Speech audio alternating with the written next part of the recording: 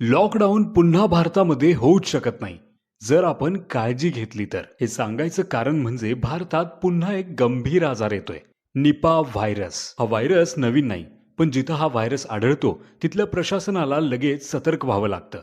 कारण जरासं दुर्लक्ष केलं तर हा व्हायरस वेगाने वाढू शकतोय. निपा व्हायरस हा एक झुनॅटिक व्हायरस आहे, म्हणजे तो जास्तीत जास्त प्राण्यांकडून माणसात येतो. जागतिक आरोग्य संघटनेनुसार या आजाराचा मृत्यूदर 40 ते 70% इतका आहे. निपा व्हायरस प्रामुख्यानं पसरतो पक्ष्यांनी खाल्लेली किंवा दूषित केलेली फळं किंवा अन्न आपण खाल्लं तर. या आजाराची सुरुवात अनेकदा साधीच वाटते.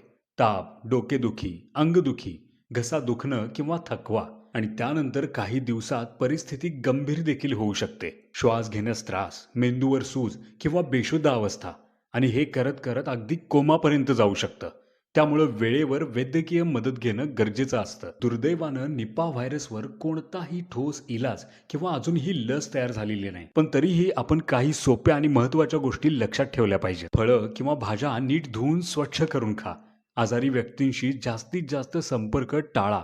कोणत्याही अफवांवर अजिबात विश्वास ठेवू नका आणि सरकारी आरोग्य सूचनांचं पालन करा. यात घाबरायचं अजिबात कारण नाही. योग्य माहिती असणं आणि नीट स्वतःची काळजी घेणं हेच निपा व्हायरस सारख्या आजाराविरुद्ध आपलं खरं संरक्षण आहे. पण या सगळ्यामुळे अजिबात घाबरून जाऊ नका. स्वतःची आणि आपल्या कुटुंबाची काळजी घ्या.